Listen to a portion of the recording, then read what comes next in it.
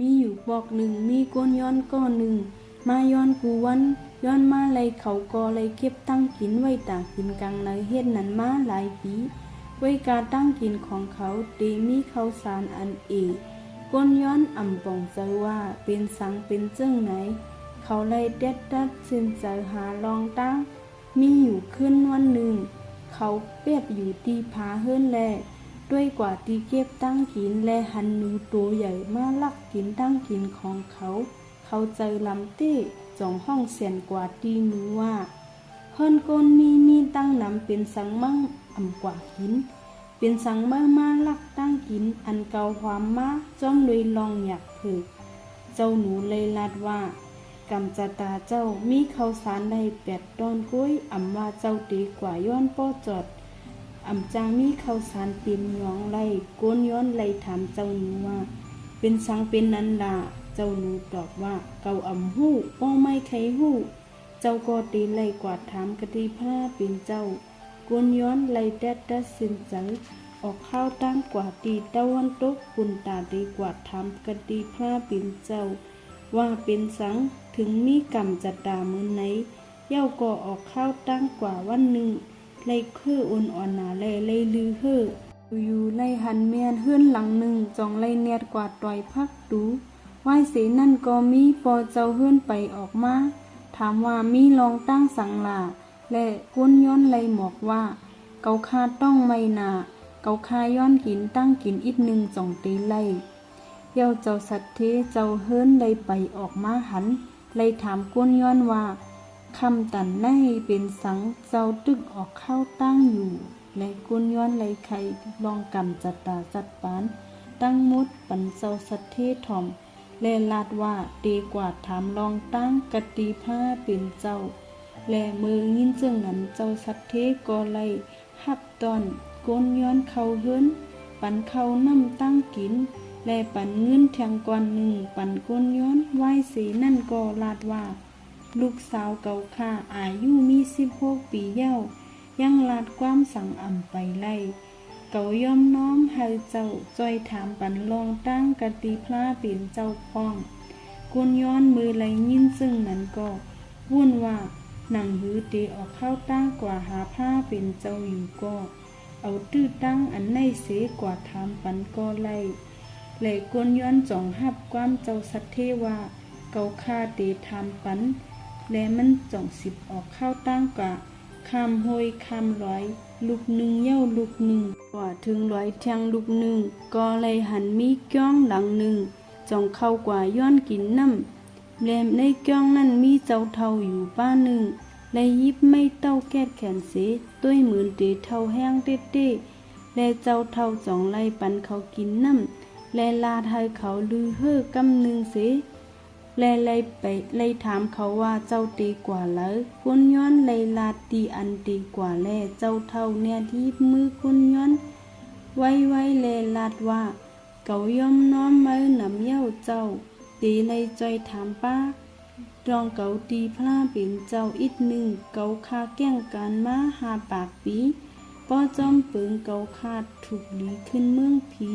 เป็นสังเก่าคาอ่ำจ้างกว่าตั้งหลายไล่ก้นย้อนไล่หับความเจ้าเท่าว่าไล่เก่าคาตีทำปันก้นย้อน10ออกเข้าตั้งกว่าตั้งนาคำโหยคำร้อย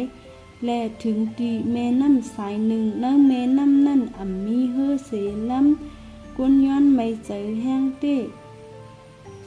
เฮ็ดหือหลีคำน้ำกว่าไล่เจิ้งหือและมือเหลียวกันจ่องมีเจ้าเต่ายักษ์ตัวหนึ่งพูดโผออกมาตีเนื้อน้ำเจ้าเต่ายักษ์ตัวนั่นลาดความก้นไล่ถามก้นย้อนว่าเจ้ามาห้องให้ตีในเฮ็ดสังก้นย้อนไล่เด็ดเสียนเจอใครลองตั้งมดปันเจ้าเต่าทอมเจ้าเต่ามือไล่ยินมันเจ้าโกหมอกว่าผักถามลองตั้งกะติพระเป็นเจ้าพ้องเก่าเลยแก้งการเข้าตั้งหนึ่งเหงปีเย้าป้อจอมปึงนักมันไหนเก่าตีเลยปีนนักก้าหมินเลยเย้าเจ้าเต่าขึ้นลาดแทงว่าสังเมื่อจอยแถมเก่าดีปันเมื่อขี่หลังเก่าคำแม่น้ำกว่าผังปุ้นก้นย้อนจ่องหับความจอมเลยลองยินจุ้ม เลยเขาออกข้าวตั้งแทงหลายวันหลายขึ้นหาพระเป็นเจ้าอ่ำทบเขาวนเนยใจลึกๆว่าพระเป็นเจ้าอยู่ดีไหลเตเอแลบเตถึงเย้ากุนย้อนตื้อเจอสีรับกว่ากองกังและมือเหลียวกันพระเป็นเจ้าหนีดูขึ้นมากุนย้อนมินจมเตเตสีกว่างคู่ไว้พระเป็นเจ้าแลพระเป็นเจ้าเลยถามว่ากุนย้อนว่าเจ้ามาไก่ตันในนาแลบตีมีความถามอันดำลองส่งตีใจกุนย้อนตอบว่าเจ้าค่ะพระเป็นเจ้าคาราเปมีขอถามความถามมุงมองว่าพระเป็นเจ้าเฮาตีป่องเลี้ยงปันเกาคาสีกันพระเป็นเจ้าตอบว่าไล่กุยมีคอแหลกลายคอหนึ่งเจ้าตีถามความถามสูงสุดไล่ถึง3 คอนั่นกุยย้อนว่าอำยามมีไผถามป้นกวนถาม3 คอมาอ่อนตั้งกวนย้อนพ้นใจวุ่นในใจตูเก่าตีถามความถามอันไรหรือ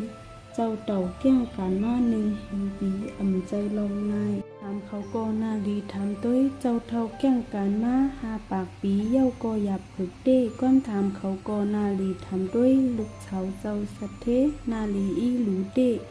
ลัดความก็อำไรเย้าก็ก้นย้อนอ่ำม่นกวางตาเตถามความถามข้อที่1กะดีผ้าปีนเจ้าตอบความถามข้อที่1ว่าเจ้าเต่าย้อนมันอ่ำย้อนซุ้มก็เต่าของมันก็อ่ำจางเย็นเป็นจันนักฟ้าหมินไหลความถามข้อที่2ฟ้าเป็นเจ้าตอบว่าเจ้าเท่ายิบไม่เก็ดแขนตั้งวันในใจวุ่นถึงไม่เก็ดแขนว่าเป็นโคกของเก็ดแขนเจ้าไม่เต้าเก็ดแขนต่อยดีลิน1 ปอกดีลินนั่นก็เตยันเป็น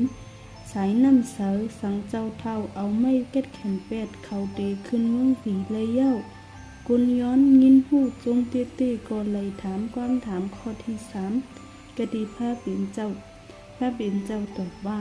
พ่อสาวอ่อนเลยทบกุนอันหักเขาอันมีดีแดงนึงเขาก็เตลาดความใดก้วยแลมือเดียวกันพระเป็นเจ้าก็ได้หายตัวกว่ากุนย้อนยินหูว่าปัญหาตัวเก่านั่นเล็กลงมือแตกนึงปัญหาเขา3ก็นั่นเขาเลยวุ่นว่าดีกว่าเป็นก้นย้อนขึ้นเหมือนเก่าตีหลีเขาเลยแนดไปออกข้าวตั้งมาถึงตีผังน้ำเจ้าเต่าแนดถามว่ากล้าเป็นเจ้าว่าจึงหือหล่ะก้นย้อนเลยลาดว่าเจ้าป้าคาแม่น้ำก่อนคาเตไข่นี้เจ้าเต่าจ่องป้าก้นย้อนคาแม่น้ำกว่าไหวสีนั่นก้นย้อนเลยไข่นี้ลองตั้งปันเจ้าเต่าถอมเย้าเขาเข้าใจกำเหลียวจ่องย่อมเอากวักเต่าออกเขาเอากวักเต่าออกเสียปันก้นย้อนแลลาดว่าเนื้อในมีไข่มุกอยู่24 เม็ดอุนตาเกาคามันอ่ำลำลองสังเย้าเจ้าเต่าเลยเย็นเป็นนักก้าวหยุนเลยเสียหายกว่าก้นย้อนแนด10ออกข้าวตั้งไปมาถึงตี100 ลูกหนึ่งเลยมาทบเจ้าเท่าเน็ดถามว่าพระเป็นเจ้าว่าเจ้าหือหล่ะก้นย้อนเลยไข่หนีลองตั้งอันเจ้าเท่ายิ่งจมเตเสเอาไม่เก็ดแขนปันก้นย้อนไว้เสนั่นเจ้าเท่าจ่องขีมักกุมมินหายกว่าเนื้อกลางหาวก้นย้อนเลยไปมาถึงตีนาเฮิรนฟูสเตแลมือนั่นก็มีลูกยิงสาวอ่อนฟูสเตแลนออกมาห้องหมวกว่าก้นอันกว่าถามลองตั้งตีพระเป็นเจ้าปอกม้าเย้าผู้สัตเทก็แลนออกมาเขาตกใส่เต้อันอยู่ลูกสาวของเขาก็ลาดไล่ก้นย้อนไล่ไข่หนีลองตั้งอันพระปิดเจ้าลาดแลผู้มากมีงินจมเต้แลจงยุกลูกยิ่งสาวให้ตีไปผังแขดจอมก้นย้อนในเย้าอับปุ่มอันใน